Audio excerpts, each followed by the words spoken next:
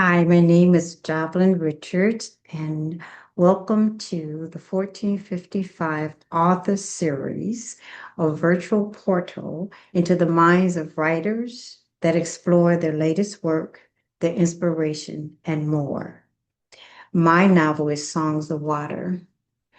I am a playwright for the most part of the work I've done in the world, and Songs of Water this is the second edition. I became intrigued with Songs of Water, the story, historical fiction set in the period of 1862 to 1870, and the epilogue ends up later than that. And inside Songs of Water, I am exploring memory, freedom, democracy.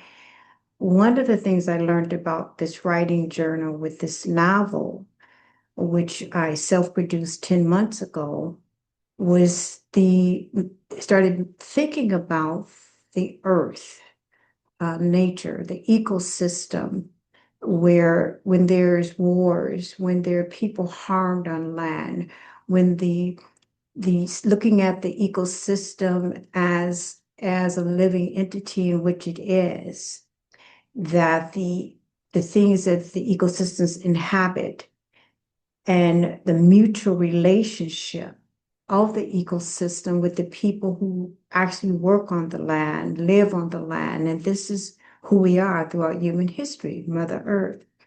And the question in the novel that I explore is that the ecosystem at this time in history, this takes place in the South, emancipation has happened, Reconstruction is happening, and there's still trauma happening, right? So we have a group of women, Black women, who were formerly enslaved, and they're living in the grandest plantation in Springfield, Arkansas. We have the Confederate farmers who feel displaced from the life in which they knew and fought for, enslavement of Blacks. And there's a clashing, particularly when they discover where the women are living.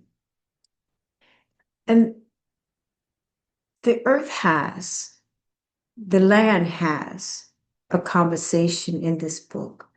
The land who's held the prayers, the stories of the folks working that land intervenes in a lot of the plans that the Confederate farmers have. I'm going to read the back of the novel that'll give you a sense of it, and then I'll actually read an excerpt from Songs of Water.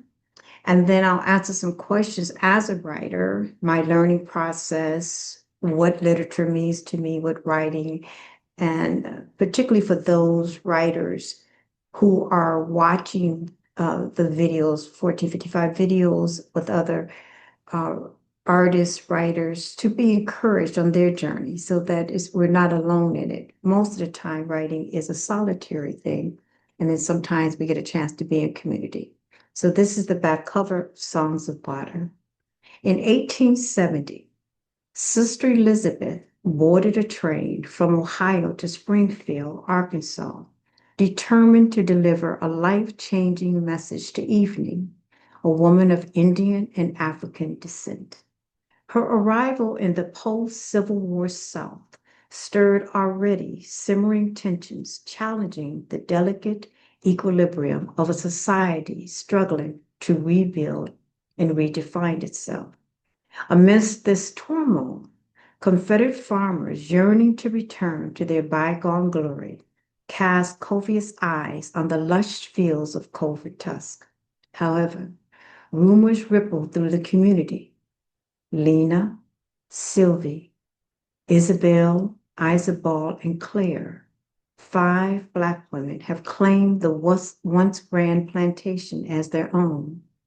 Their presence is a bold defiance of the old social order, igniting the ire and bloodlust of the farmers. Yet, within the boundaries of Culver Tusk, the lines between reality and myth blur. And in that last line is where in the novel, you begin to understand what begins to blur for them. And that's when the ecosystem steps in and brings spiritual gifts to the women. And the novel is magical realism. I explored with that. There was no other way to tell the power of this story without understanding that there are forces beyond us that also assist us as human beings to live our story and tell our stories. And so I'm going to read chapter 1, and this is where we meet Sister Elizabeth. And now I must say, to add to understand her, she has no idea of all this going on in the South. She has been away in a convent in Ohio since she was 5 years of age. And so she's walking into the aftermath of the Civil War. And she also realizes that in order to get to evening, who the back cover mentions, she must live in this plantation house with the 5 women before she can even meet evening. And evening plays a very significant part of the healing work that's happening for the women after enslavement. Evening is opening up a lot of portals of her own self, her own understanding, to come to terms with her own African father and the absence in his life and the question of what happened. And now Sister Elizabeth is coming with the news of what the answer is to that question. Chapter 1. This will be an excerpt. And I will be looking down to read, so I apologize. It's necessary. In 1870, Sister Elizabeth sat statue-like in the Negro section of the steam train, praying on her rosary. A small boy watched and counted under his breath each time a bead passed through her narrow fingers. He wondered what the funny-looking lady was whispering to herself. She was dressed in black and white layers from her head to her shoes. In the center, embroidered on her uniform, was a cross, a peculiar stiff covering with wings, and a small opening revealed her pale, engulfed face, which sparked his imagination. It appeared to the child like a giant bird had swallowed her. He leaned forward just a bit, not to be noticed, but to see what she was whispering. Was she praying for someone to free her from the bird? He put his hands together and prayed for her to be free. He liked the funny-looking lady the moment she stumbled into him. When Sister Elizabeth entered the train, she accidentally bumped into an old man and the boy. She said, "Please forgive me," first to the man and then to him, before his mother helped her to settle. No grown-up ever asked for his forgiveness.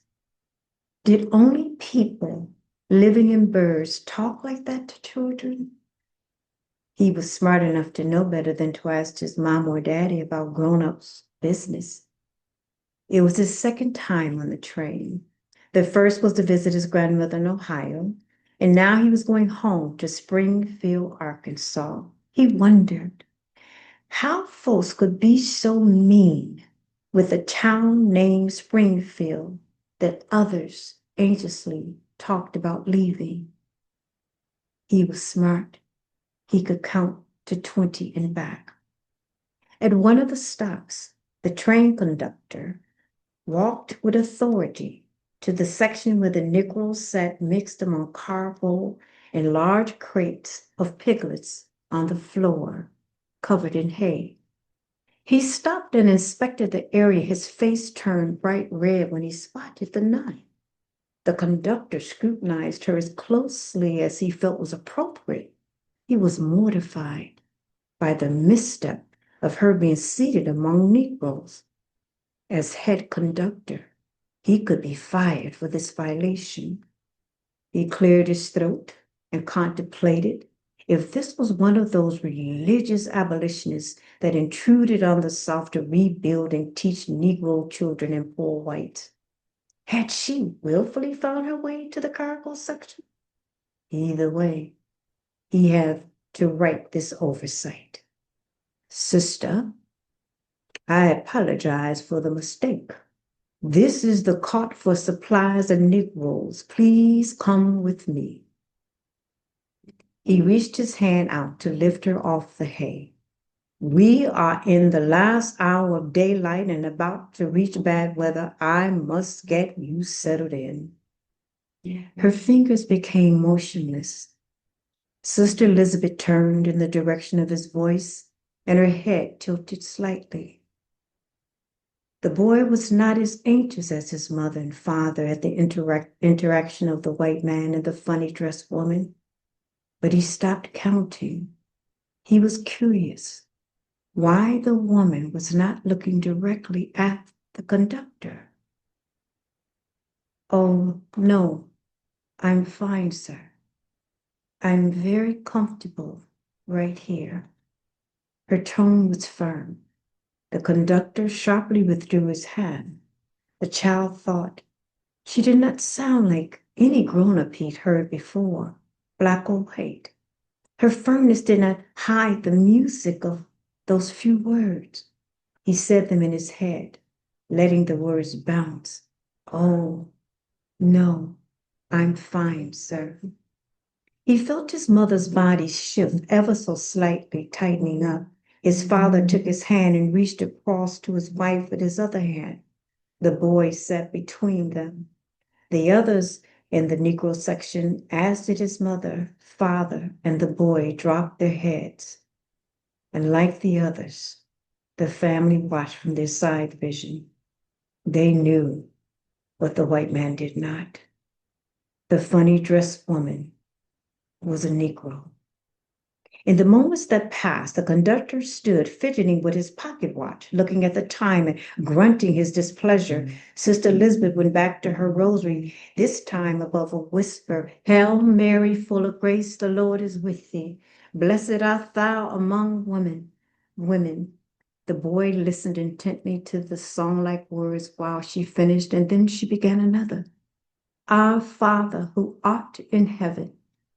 The conductor stood defiantly against her prayers and interrupted her using his full authority. Ma'am, I cannot let a white woman of any religious understanding sit with Negroes. His breathing was heavy, and certainly Negro men. It's dangerous for you and against the law. Ma'am, you have crossed the last northern state line. The conductor lifted his chin and pulled his shoulders back with pride. You, good sister, is in the South. The air was immediately charged with anxiety. The Negro's collective breathing was not heard in the utter silence following his words. The little boy felt the message tucked into the squeeze of his father's palm. It hurt, but he made no sound. The silence stretched on until the train's rumbling made itself apparent. Finally, Sister Elizabeth spoke. Sir, whatever lines I cross, I am a Negro. The conductor's head snapped back indignantly. What you say? He cupped his hand over his ear. I am a Negro, she repeated. The conductor's body jolted forward, eyeballing her face as if he would a shop window of unusual goods. For a moment he was distracted by her odd, distant stare. A Negro? Impossible. He watched her dark pupils move back and forth within her slow, blinking eyes. Something's wrong with her. He turned his attention to the bowed heads of the passengers and took in the different ways their faces reflected their Negroid colors. Autumn, he thought. They were a variety of Midwestern autumns. He was witnessing all the hues of color upon their bowed faces, something he'd never noticed. One after the other, he gazed upon in the fading light of day, occasionally back to Sister Elizabeth, shocked. The conductor nearly chastised himself for comparing Negroes to something as lovely as his favorite season. He looked back at the strange woman and lifted his right hand. He wanted to compare the flesh of her face to his own. The conductor found no satisfaction in her declaration of being a nickel, or that intense pressure of confusion that was turning into a headache. He abruptly turned and left, loudly cursing with every step. The rosary beads in Sister Elizabeth's fingers began to move. The little boy smiled and started counting under his breath. 1, 2, 3, 4. Hours later, they arrived in Springfield. Now that's an excerpt of the first chapter. And from there, we began to see her journey to Culver Tusk, and we get a chance to meet some of the key players inside of Songs of Water that came out again January. Is 10 months old now? Yeah. And again, it's a story of memory, social reversal of order, the ecosystem having a voice and story of the relationship between those that worked on the land. It magical realism that made sense to the stories and came so easily in the process. So very easy. And so now I'm going to answer some questions to give more insight into the process. And the first question I'd like to talk about is, do I have a writing routine? I do. And that happens right after morning coffee. The beginning of my day starts with stretch, meditation, and then breakfast. And I call it coffee. No matter what I have, it's the coffee. And then I sit at the computer. But in my meditation, it's not so much about the writing, but it's about me breathing in the force of my life and the appreciation and gratitude of being born a storyteller. And then I begin that process. I usually write until early afternoon, so 10:30 to 2:30, usually around that time. Do you believe in writer's block? That's one way to writer's block. And when I do think that that's there, I go back to meditation, because whatever's blocking, I know that it's something internal. And if it's about a particular story that I'm working like Songs of Water, which I rarely had anything that even resembled a block. Songs of Water just continued to pour into me. The characters kept pouring into me. I was amused with them. I cried with them. I listened to the way they was with one another. I learned about women in relationships, friendships. I learned how deep and complicated and beautiful the friendships between the 5 women: Lena, Sylvie, Isabel, Izabal, Claire. I learned about Claire as a writer. So it just came so easy. There was so much coming at me, and I was happy to get as much as I could, as accurate as I could, right? And so that was good. My creative and personal inspirations, Toni Morrison is always, as I think for many, because of her boldness and because she was pushing literary consciousness, opening up that breadth of it. And I think that unlocked whatever one's background, whatever one's story was, however they came to the world.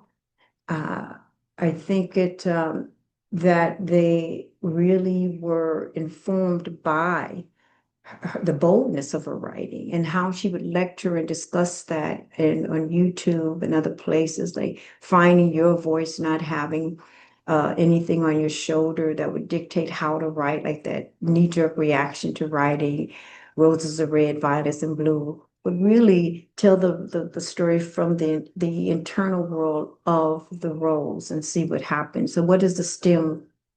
How does the stem feel holding up what is most admired? What is the roots? What does the roots know about the earth? So she kind of decoded, deconstructed, and asked of herself and others to do as much as you can with your inner resources to tell the story. So, and then surprisingly and not to hear me say it, but not to knowing it, Anne Frank's diary was a part of my inspiration of writing Songs of Water. I was fascinated as a little girl when I read her diary, um, studying about her diary, that it first awakened in me that whatever challenges we faced at war, traumas in our life, that when we put that in the background, which is what Songs of Water is, the enslavement, the planning of the Confederate farmers coming to the house to do harm to either their goal is to either kidnap, and not kidnap, but to enslave the women again or murder them and take over this plantation house. And so you'll find out in the story, like, how did they get to Culver Tusk, one of the wealthiest plantations, for this reversal, this social reversal of order. And so setting that backdrop of that, but then having the people, the characters, like Anne Frank in her diary showed this, the things she was concerned about is dating and crushes, and that all of that happens when the things that's outside of us we can't control. We are still human beings craving for that immediate developmental parts of ourselves that exist. And so I think it's good to pay attention, because that's where relationships, that's where we get a chance to maintain our autonomy in the worst of circumstances. We deal with that. We don't ignore it, but we also look at the things that connect us. We listen to our inner world, what it's craving. So that was a deep inspiration ever since I read it as a child. And then when I went to go get I think it was my MA or my MFA, there were discussions around Anne Frank, and I remember diary, and I remember having this similar dialogue that I'm having with you then, being attracted, that I, as a writer, I'm attracted to the simplicities of life that can outroll the atrocities that we cannot stop. But the things that we can, the handing someone a glass of water, holding someone's hand, desiring to grow old, all of the things that can happen, while the other things out of our control. Not that we don't address them, but it's the simple things I want to find in people. That's what teaches me about humanity. Okay. How have you developed your literary career? Language. Treating language as a place of a sacred foundation. My own language, the language of others, listening to how people tell stories, how they tell their stories. And it could be at a grocery store, if they're telling their story to the person they're talking to, and I happen to kind of eavesdrop in on it. Language builds my literary career, because language is consciousness.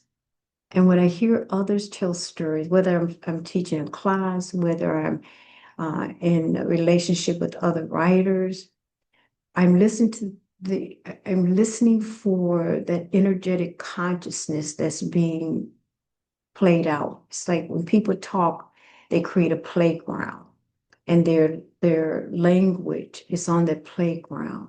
And the more conscious we are, the deeper we listen to one another, the deeper we listen to ourselves, the more fun on that literary playground. And so that's how as a part of building my career, the deep listening to self and others as we use language and the richness of language, the gift that we have. How important is community to the creative process? Very. Most of us, to my knowledge, we do our work in solitude, which is so beautiful and so precious. And when the aliveness is all aligned, it is the most beautiful place to exist in, right? Here in my flat, and the writing happens, the characters, and then, and then, and then I hunger to talk with others, maybe not even about the process, just to be with other writers, to listen to them exercising their literary energy and what's it doing for them and to them. It's like listening to a sermon.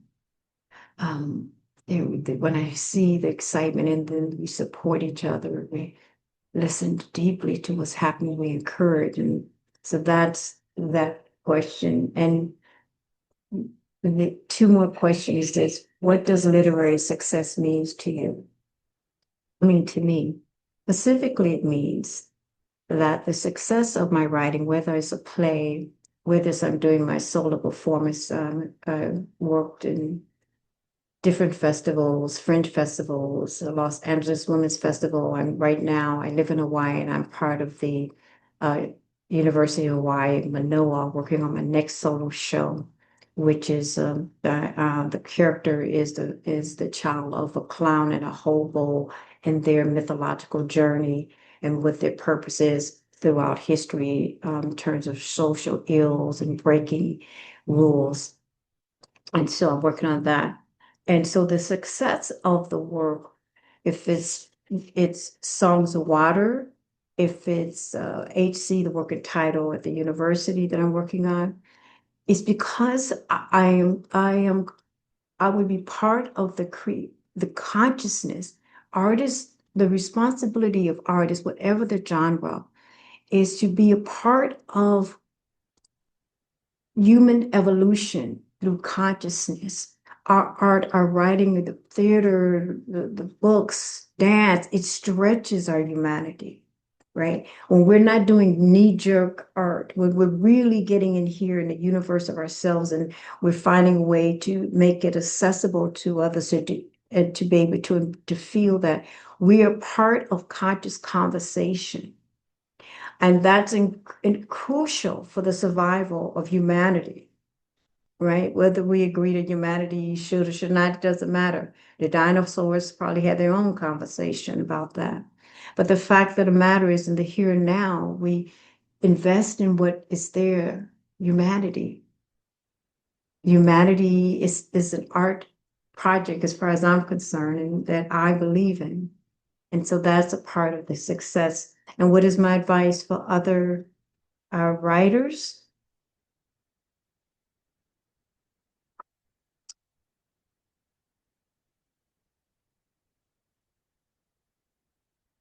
Be in deep gratitude for the gift. Be in deep gratitude for having the gift, the desire, and to write, because you're taking on something that is not an easy journey or even a road that's been paved in some ways, right? You're taking on yourself, like you're deconstructing everything you think to create character so they can be without all the habits that we pick up to survive, right? And like we pick up habits just to survive in groups and school and this and that. And then we write these characters who have their own way of teaching us and being in the world. So start with gratitude of that you are a writer. What a wonderful gift. And then write and write and write and write and read and read and read. Sometimes keeping company with books that I love to sit around as if it's a tea party while I'm writing. Because I know that writer had the courage to write that book. They had the courage. So, yes. So, thank you. Again, I'm Jovelyn, my novel, Songs of Water. And I most certainly appreciate being in a community of 1455 author series. It's good to meet some of you this way. I will keep writing. Thank you.